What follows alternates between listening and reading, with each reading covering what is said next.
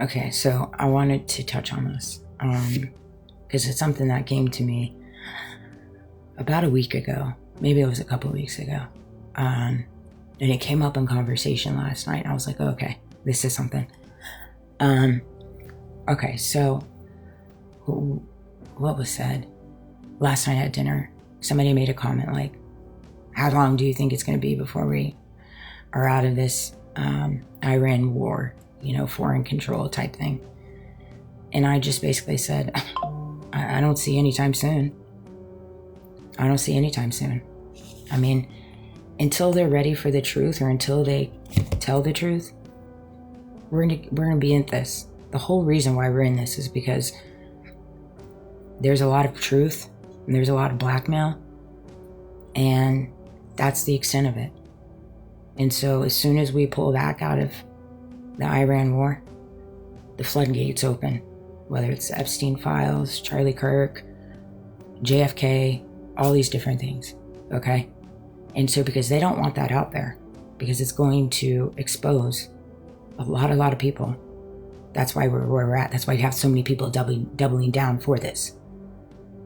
I mean, that is just the reality. If you don't see that, I don't know. I mean, I'm sorry. I understand. Stay in your bubble. I get it. It may be better there for you. I don't fault you for that. Sometimes I wish I can go back in that bubble.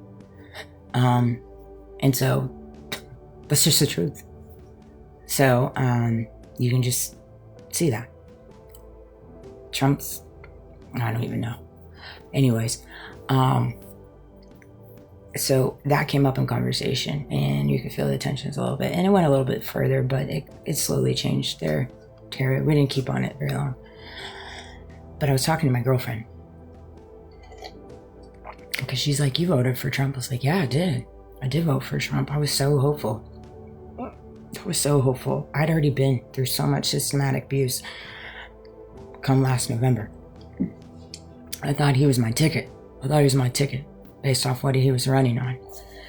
Because I knew that there was just something, there's been something very, very corrupt that's been surrounded by me for quite some time. And I've cried out for help. I've filed court filings. I've done everything. I've made claims. I've done the FBI. I've done all this stuff. And I've just always been met with corruption.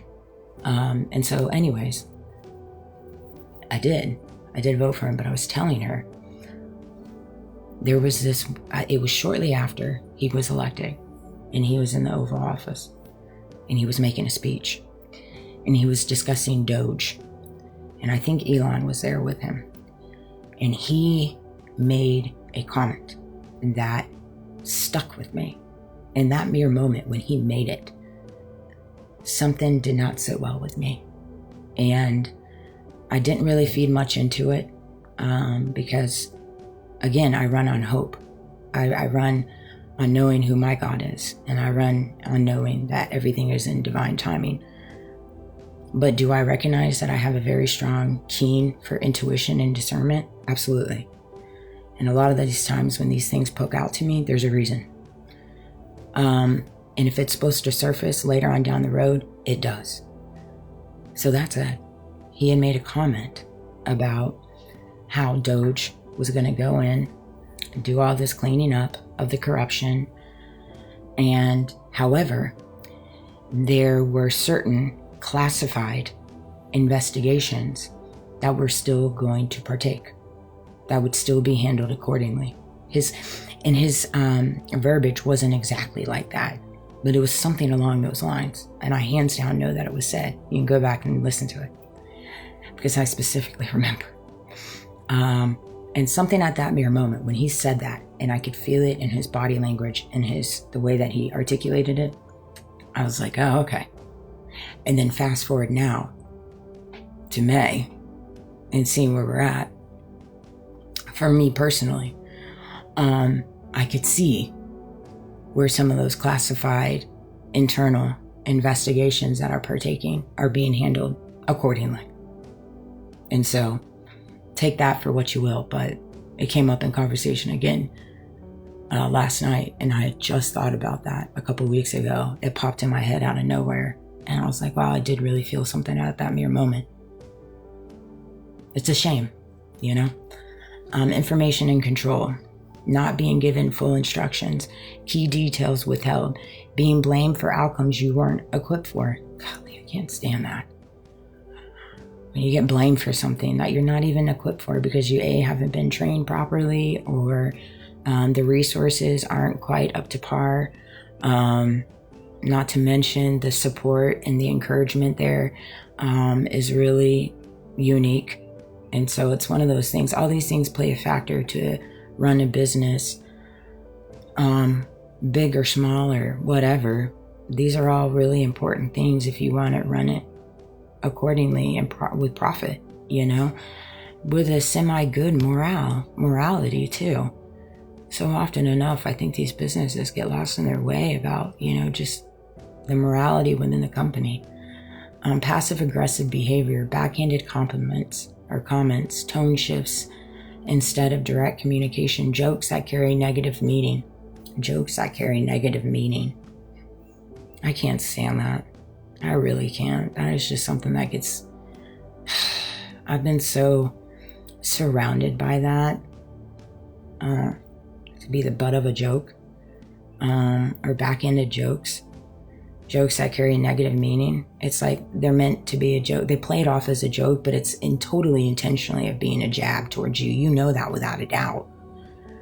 And it's like they do this because, oh, I just say it in a joking manner. So it's not... It doesn't make me a crappy person for doing it. And it's like, no, it doesn't work like that, actually. To each to their own, but yeah, it's a bit much. Unequal enforcement. Rules applied to you, but not to others. Yeah, I seem to always be held at a different standard. I don't mind it, though. It helps me elevate.